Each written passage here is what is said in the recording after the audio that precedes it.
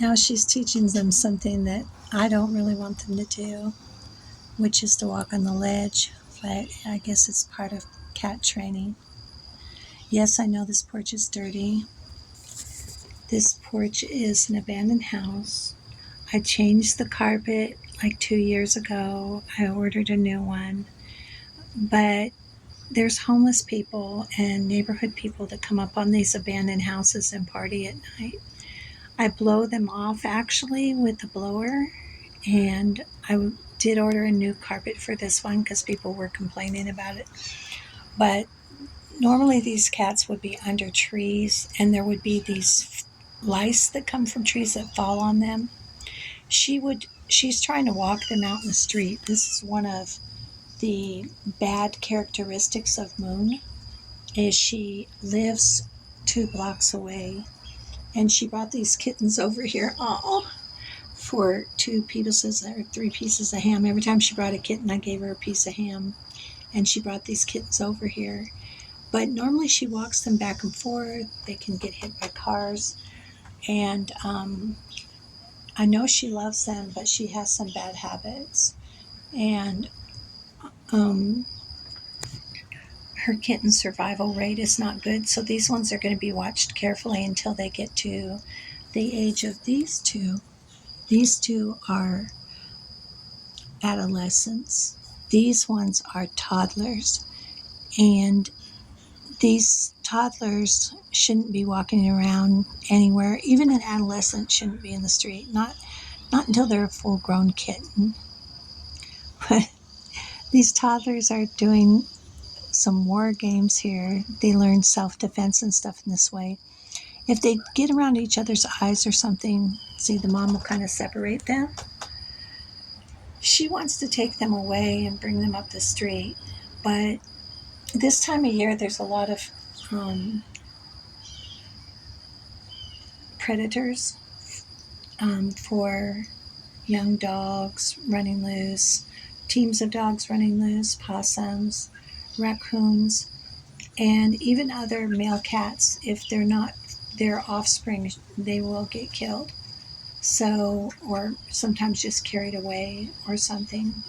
If a male wants to mate with her, these cats are mobbing her. So these kittens at this stage, toddler, should not be mobbing their mom like this.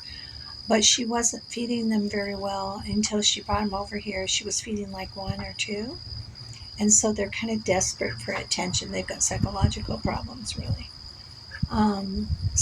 But she is a better at cleaning them than some of the other mothers. Like, Lovebug is not very good at cleaning her children, and so they'll get eye infections and stuff. But she's very good at cleaning her children.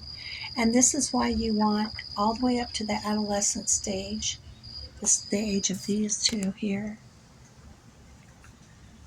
You don't want to adopt a kitten in this stage. This is the toddler stage, and you don't want to adopt a kitten that's a toddler, because if they're away from their mom as a toddler, they will have lots of psychological problems. These kittens are not weaned yet. In other words, they're still trying to get milk from their mom, and they still need a rigorous cleaning. She's going to clean any ticks or anything. These kittens don't have any lice on them. They don't have any fleas on them.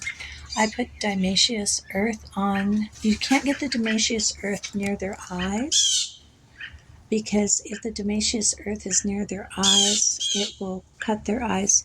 So you put it like sprinkle it on the spine. Here comes Lovebug. Lovebug has like 6 kittens. She had them inside.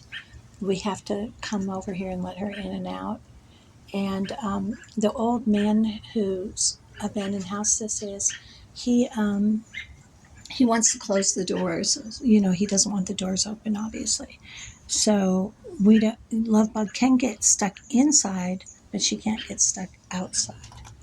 We don't want these kittens to learn to go down the stairs. Mom's trying to take them down the stairs, but there's a car right there. There will be cars there, and they can get under a car, and we don't want that for them, because they will, as a toddler, if they get under a car, they will die. So they're not ready for cars yet.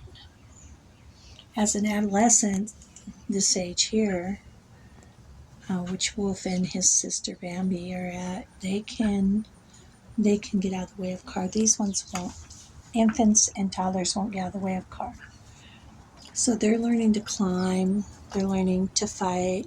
They're learning to be so adorably cute.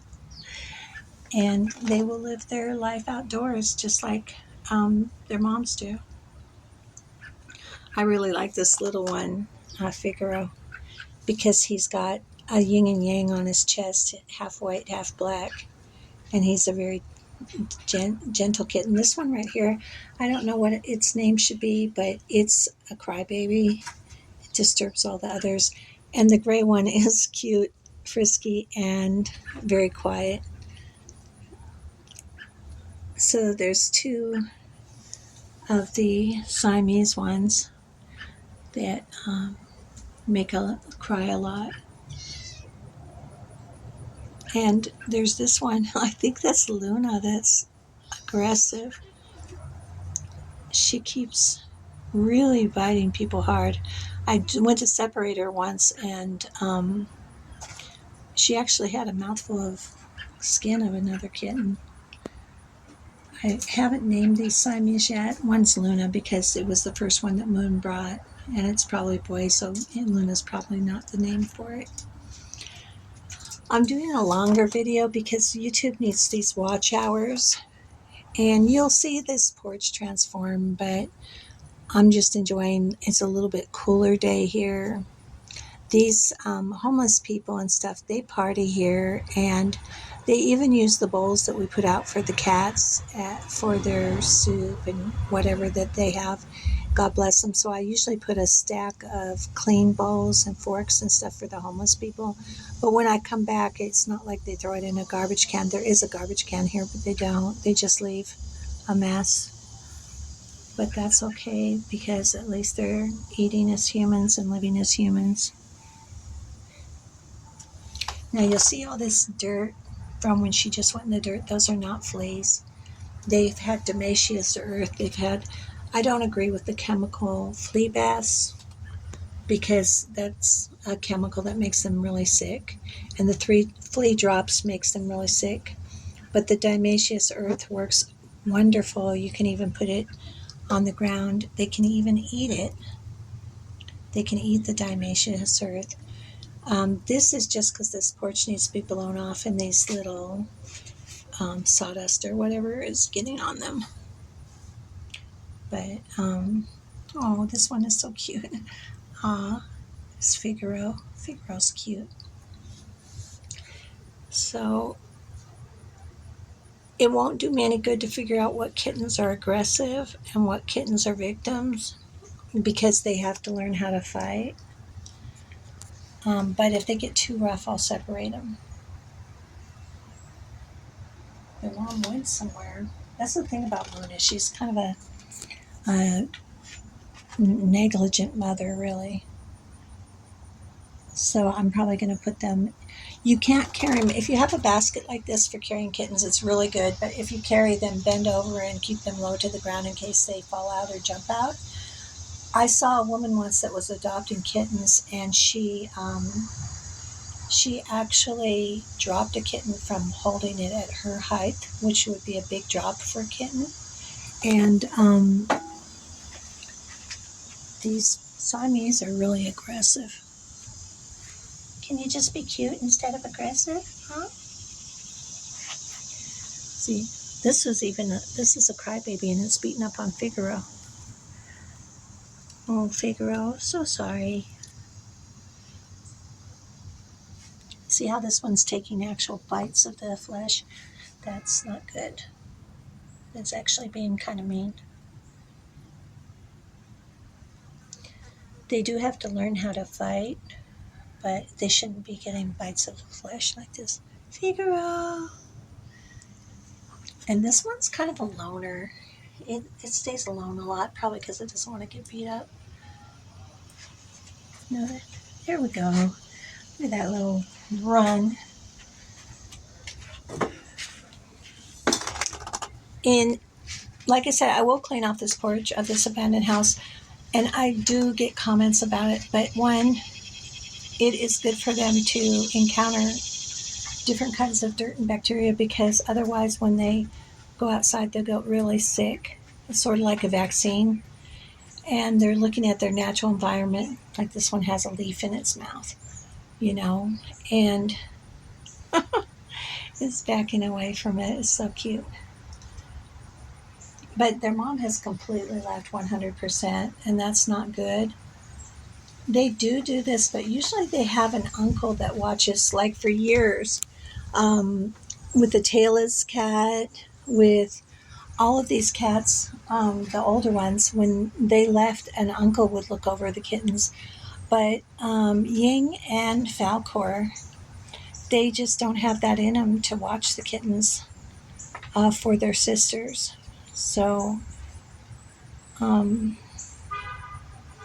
it's kind of sad, really. But it's a nice, it's about 77 degrees, nice little breeze. And I'm just enjoying the day here. I'm not making chores for myself because I have to compartmentalize what I can do and what I can't do.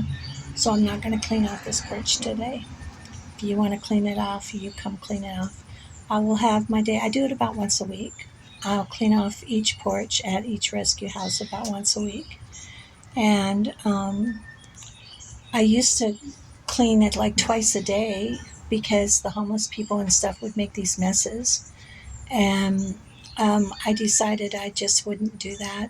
I'd do them once a week. And it is better for them to encounter what they're going to encounter in their natural life. You know, if I were to, you know, adopt these children or these kittens and bring them home, every time I would have like 200 kittens. If I were to adopt them out, I would know that I was doing something really wrong to them, because they need their siblings and they need their mother at least until adolescence. And she cleans them, she takes fleas and ticks out of their ears. They learn this fighting and protecting themselves. So, say you adopted a kitten and you took it home, and then one day you decide to put it outside. If it didn't go through this training, it would immediately get killed